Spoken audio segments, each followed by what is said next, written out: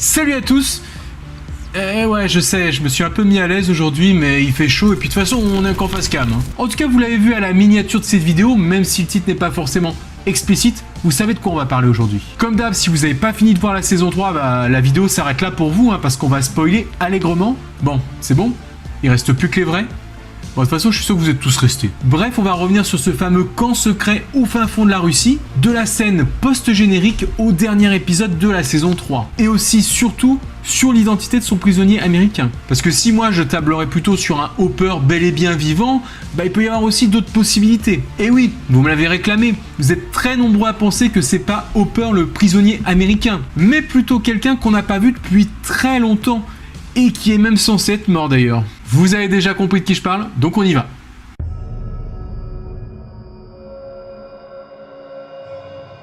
Et oui, celui qui était la star sur les commentaires de ma dernière vidéo, c'est bien lui. Le Dr Brenner pourrait bien être le prisonnier américain selon certains. Et j'avoue que j'adore l'idée, c'est pour ça que j'ai décidé de revenir là-dessus aujourd'hui.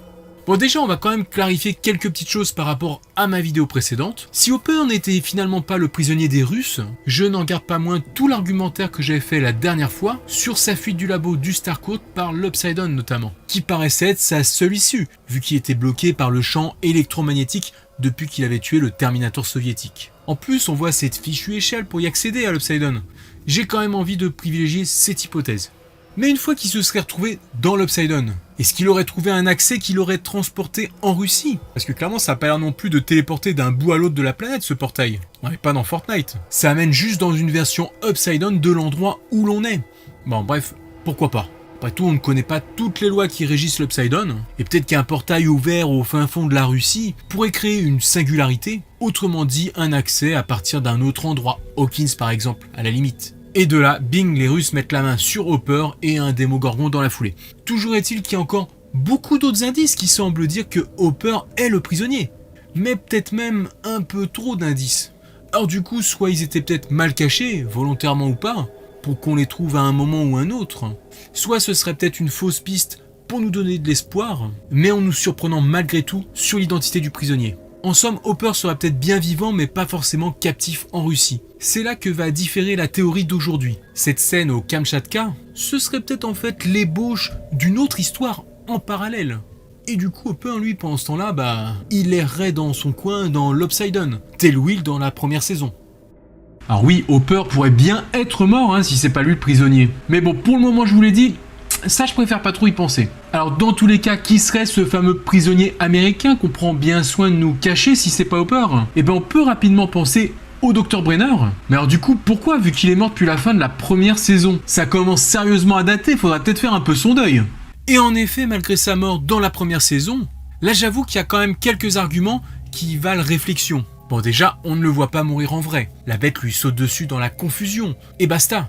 Il finit en chant, ce qui est dommage pour le grand méchant de la saison. Et s'étonne de nous jouer le refrain « pas de corps, pas de mort ». Ensuite, en saison 2, Eleven et Cally font parler Ray Carroll, un ancien tortionnaire du Hawkins Lab. Et il leur dit, comme pour sauver sa peau, que le Dr Brenner est toujours vivant.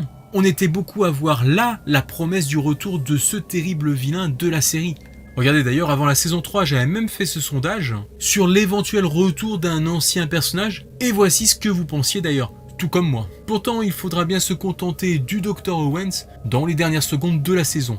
Ainsi, promesse clairement non tenue pour cette saison 3, et du coup on peut se demander si en fait ce n'est pas justement à ce moment-là, dans cette scène post-générique de Kamchatka, que la série aurait amorcé son retour. Mais du coup, pourquoi, s'il était vivant, il se serait retrouvé là? Déjà, il avait des informations sur l'Upside Down.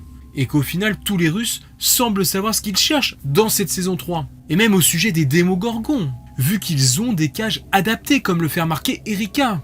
Ils sont pas venus les mains dans les poches. Du coup, ayant potentiellement survécu, quoi qu'ait pu faire Brenner après les événements de la première saison, est-ce que cela a pu arriver aux oreilles d'espions russes, qu'il aura alors capturé pour avoir toutes ces informations, leur permettant de créer un premier canon électromagnétique?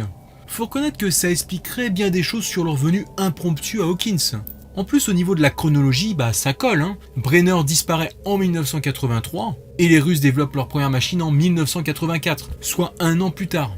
Enfin, ça expliquerait peut-être aussi pourquoi ils ne veulent pas tuer ce fameux prisonnier américain, car il peut encore leur servir. Sûrement plus qu'un Jim Hopper, mais là, c'est discutable.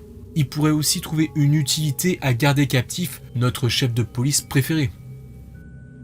Donc voilà les arguments les plus probables pour moi concernant le Dr Brenner. Niveau chronologie, ça collerait. Les Russes semblent avoir des infos sur l'Upside Down et ce qu'il y aurait à l'intérieur. D'ailleurs, ils surveillent encore le Hawkins Lab avec ses caméras en veille. Ils savent sans doute que c'est le point d'origine. À côté de ça, on avait la promesse sous-jacente d'un retour du Dr Brenner, avec une allusion complètement gratuite au fait qu'il n'était pas mort en saison 2. Et puis pour finir, il est américain, donc ça pourrait être le prisonnier américain.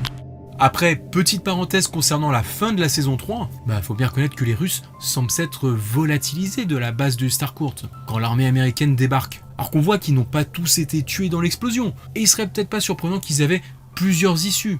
Peut-être en avait-il une du côté de la centrale électrique et des fermes. D'ailleurs, Steve a bien fait remarquer que c'était complètement stupide d'avoir une unique sortie lorsqu'il découvre ce labo souterrain, et ce n'est probablement pas le cas.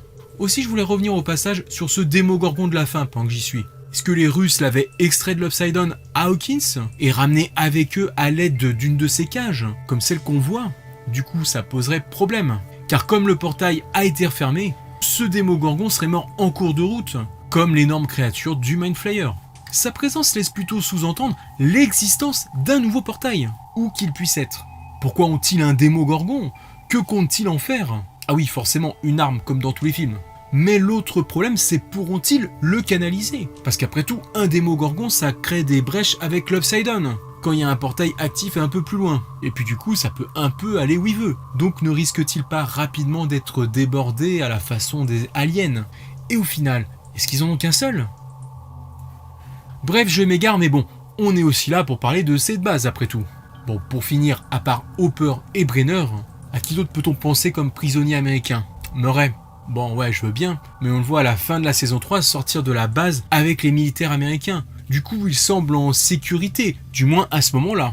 Après, avec cette histoire de numéro de téléphone de Murray, je vous invite à vous référer à ma dernière vidéo, pour ceux qui se demanderaient de quoi je parle. Eh bien, son message pourrait vouloir dire qu'il a découvert un truc, et qu'il a pris le risque de s'éloigner de chez lui, vu qu'il laisse ce message de répondeur pour avertir Joyce. Aurait-il pu se faire capturer par des espions russes infiltrés aux États-Unis? Et l'aurait-il emmené à Kamchatka? C'est moins probable, mais ne négligeons rien. D'ailleurs, oui, fait troublant que vous n'avez pas manqué de me montrer sur Insta, le numéro de téléphone de Murray Bowman correspondrait lorsque l'on inverse des chiffres 2 à 2 aux coordonnées géographiques de Kamchatka. Et j'avoue qu'il fallait le trouver celui-là. Mais si c'est du hasard, c'est une sacrée coïncidence quand même. Enfin, ce prisonnier russe pourrait aussi servir d'introduction à un nouveau personnage, que ce soit un savant ou peut-être un autre sujet de test comme Eleven. Quelqu'un avec des pouvoirs.